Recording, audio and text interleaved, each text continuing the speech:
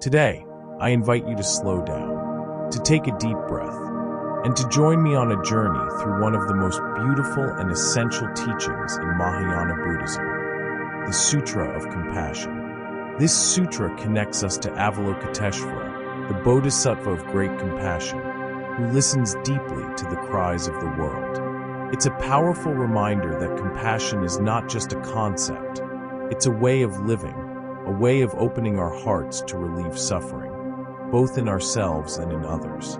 Let's begin with a quiet moment of stillness. And now, I will share the full reading of the Sutra of Compassion. The Sutra of Compassion.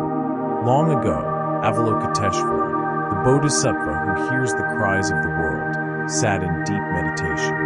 He listened with his whole being to the sounds of sorrow and the pain of all living beings. Moved by an endless, boundless compassion, Avalokiteshvara made a vow to ease the suffering of all beings, without exception, a vow to appear wherever a voice in pain would call. The Bodhisattva said, "In the vast ocean of human suffering, where the waves of sadness and fear rise and fall, I will be a place of refuge.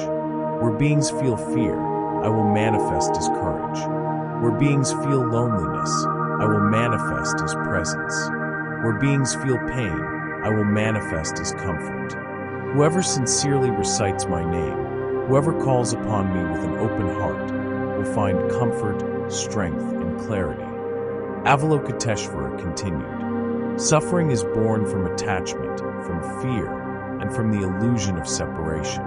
When we truly understand that all beings are interconnected, that there are no true boundaries between you and me, compassion naturally flows like a gentle river. True love excludes no one. Compassion embraces all beings, even those who have caused us harm. When we learn to see with the eyes of understanding, we can offer compassion without limits." The Bodhisattva concluded, "The path of compassion is the path to freedom. When we stop hardening our hearts, when we release indifference and anger, the mind becomes light, soft, and peaceful. This is the way to true inner peace. This is the Sutra of Compassion. Let's take another slow, mindful breath together, and gently open our hearts to what this message can teach us." Avalokiteshvara, known in other traditions as Guanyin or Canon, represents active compassion, not distant, not passive. This is the kind of compassion that listens, that moves, that responds. When Avalokiteshvara promises to appear wherever there is suffering, we are reminded that true compassion has no limits. It flows like water, it adapts, it moves, it finds a way to bring ease. The sutra teaches us that compassion begins with listening fully, listening without judgment, listening without distraction. To truly listen is to make space for another's pain to be seen, to be heard, to be felt. When we truly listen, we create a safe place where the other person can feel accepted, valued, and understood. Avalokiteshvara's teaching reminds us that the suffering of others is not separate from us. Helping to ease that suffering is not a duty we perform for someone else. It's a natural response from our own awakened heart. The sutra also speaks about attachment, fear, and the illusion of separation. So often we build walls around ourselves. We try to protect what we think is a separate self. But when we deeply understand that all life is connected, those walls begin to fall away. True compassion is not just for those we like, or for those who are kind to us. The real practice is extending compassion even to those who have hurt us, even to those we don't understand. This doesn't mean we accept harm or abandon healthy boundaries. It means we recognize that even harmful actions come from places of suffering, fear, and ignorance.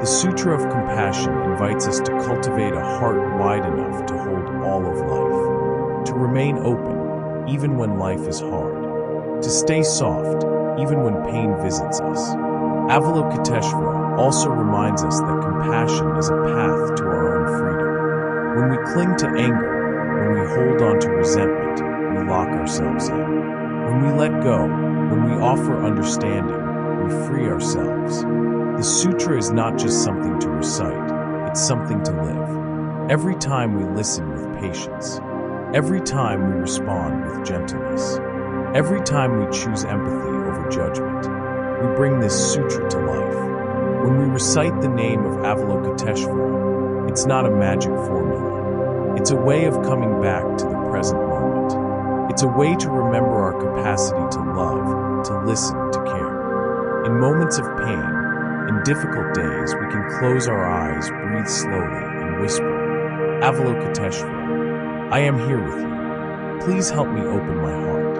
And we must remember, compassion begins with ourselves. So often, we are harsh with our own pain. We judge ourselves. We blame ourselves. But we too deserve compassion. We can offer ourselves words of kindness. We can recognize that we are learning, that we are imperfect, and that we are worthy of patience. The practice of compassion changes the way we walk through life. It helps us move more lightly, with less weight, with more grace. Today, I invite you to reflect. Where can you listen more deeply? To whom can you offer compassion, even when it's difficult? Where can you soften your heart towards others and towards yourself? May the words of this sutra take root within you. May they grow into a steady, gentle source of peace and loving kindness. May we all, step by step, create a world where compassion is our shared language. Avalokiteshvara, hear our voices. Teach us to listen as you listen. Teach us to love as you love. So be it.